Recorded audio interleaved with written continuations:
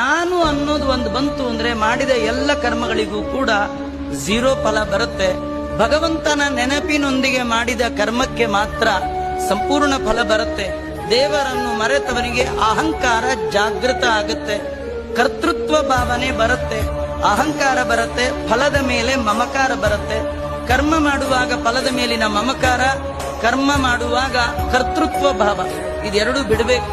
ಎಷ್ಟೋ ಬಾರಿ ದೇವರ ಹತ್ತಿರದಲ್ಲಿ ಇರುವವರಿಗೆ ಬಾರದ ಭಕ್ತಿ ಹೊರಗಿನಿಂದ ಕೈ ಮುಗಿಯೋರ್ಗೆ ಬಂದಿರತ್ತೆ. ಎಷ್ಟೋ ಬಾರಿ ಪುರಾಣ ಹೇಳೋರಲ್ಲಿ ಏನು ವಿಕಾರವೇ ಆಗಲ್ಲ, ಕೇಳೋರಲ್ಲಿ ಬಾರಿ ವಿಕಾರ ಆಗುತ್ತೆ. ತುಂಬಾ ಜನ ಪ್ರವಚನಾದಿಗಳನ್ನ ಕೇಳಿ ತುಂಬಾ ಅದ್ಭುತವಾದ ಪರಿವರ್ತನೆ ಮಾಡ್ಕೊಳ್ತಾರೆ. ಅದು ಅವರ ಯೋಗ್ಯತಾ ಇದ್ರೆ ಮಾತ್ರ ಪರಿವರ್ತನೆ ಆಗತ್ತೆ. ಕುದಿಯುವ ನೀರಿಗೆ ಬಿದ್ದ ಎಲ್ಲವೂ ಕೂಡ ಅನ್ನ ಆಗಲ್ಲ, ಅಕ್ಕಿ ಮಾತ್ರ ಅನ್ನ ಆಗತ್ತೆ. ಅಕ್ಕಿ ಜೊತೆ ಇದ್ದ ಕಲ್ಲು ಅನ್ನ ಆಗೋದೇ ಇಲ್ಲ. ಹಾಗಾಗಿ